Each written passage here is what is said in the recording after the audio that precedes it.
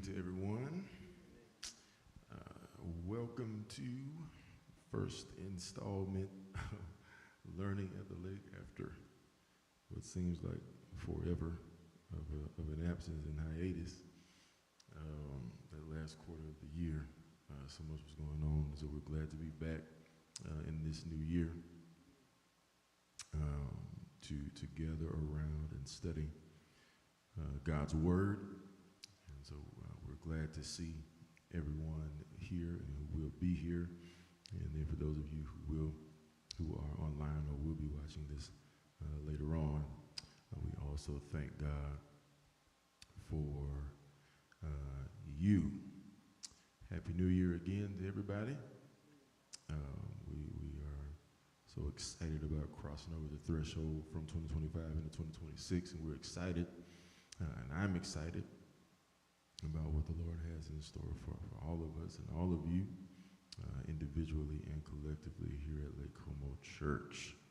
And so we're excited about that, and this is just one of those things that we look forward to getting back into the swing of. So listen, I had a series planned as we entered into this new year, but the Gospel of John is just too good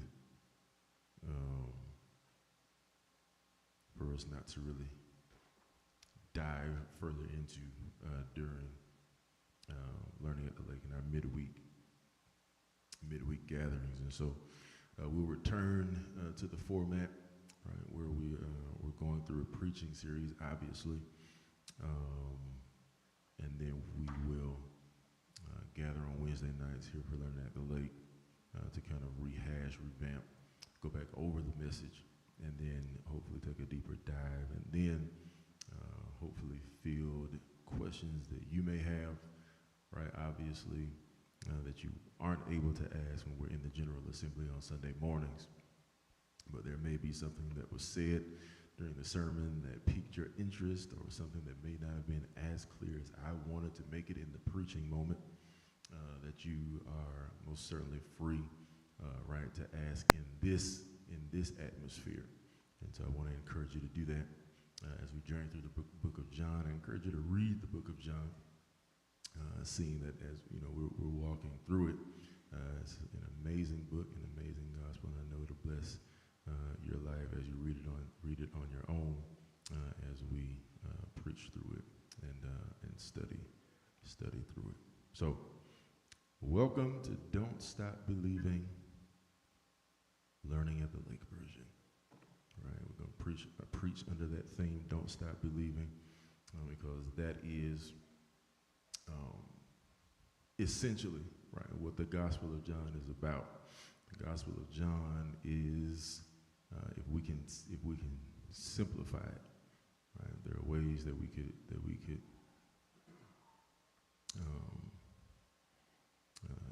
depths that we could travel to that as far as what the Gospel of John is about, but in its most simplistic phrasing, right, the Gospel of John is about making sure we don't stop believing in who Jesus is, right? That's basically what it's about, and it is unlike the other Gospels, right? Because we know the other Gospels,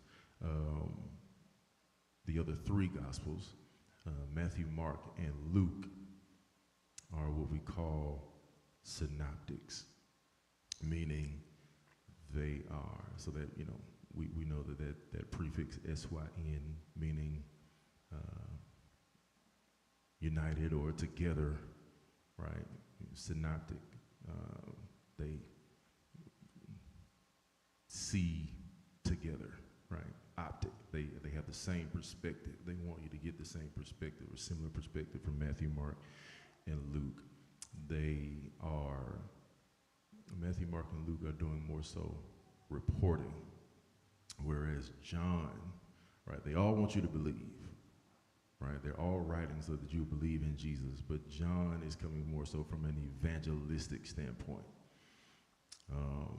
There's more teaching, right? More giving of principles in John's gospel than there are in Matthew, Mark, and Luke.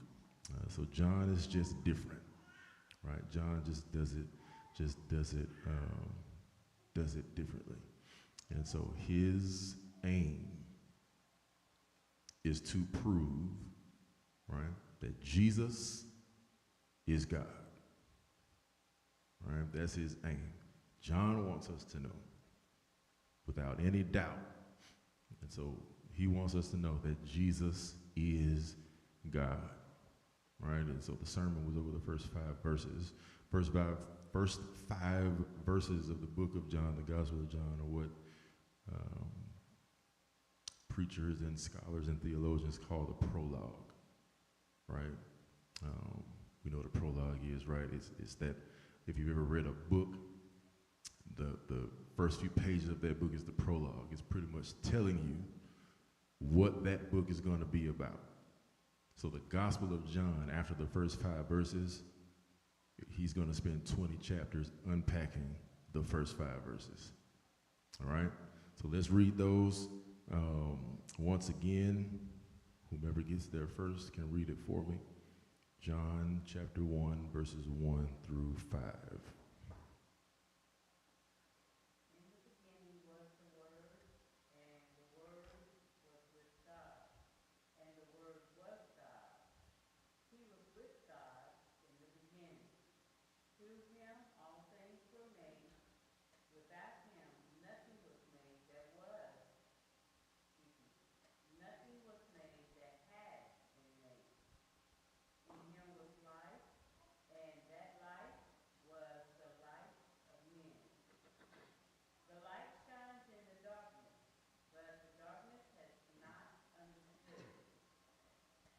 Thank you, ma'am. All right, so let's go through it. In the beginning, why? That seems like an obscure place, right, to start. Why would John start his gospel with in the beginning? Yes, sir.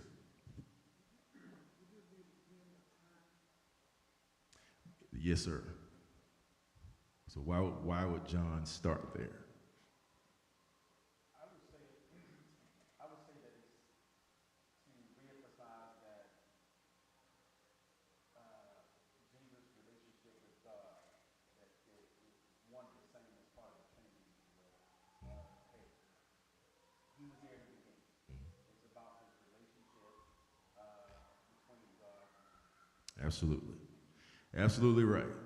So, right, John, again, John is different. None of the other three gospels, John is the fourth, none of the other 3 gospels start here, right? You got Matthew, right, who starts off with the genealogy of Jesus, right, the lineage of Jesus. And then you have Mark and Luke who start in other places. John is the only one who starts here. In the beginning, right? He starts there, again, as Brother Burton has rightly stated. He starts in the beginning to emphasize that Jesus was there when God was doing what he was doing in the beginning. Because again, John is trying to prove what? I just said a second ago. John is out to prove what? Go ahead. That Jesus is God. That's his aim. Right? So again, let's go back, contextual background where we started off Sunday. That John wrote this to Christians who needed reassuring. They were a persecuted group because of their faith, right? They were suffering the wider culture was coming against them, attacking them because of their faith, and they needed reassuring. Are we in the right place? Are we believing the right thing? Right? And so John wrote to reassure them, yes, this is the real deal. Here's why. In the beginning was the Word. Right? We said we talked Sunday about how the Greek word for word is logos and logos, a spoken word.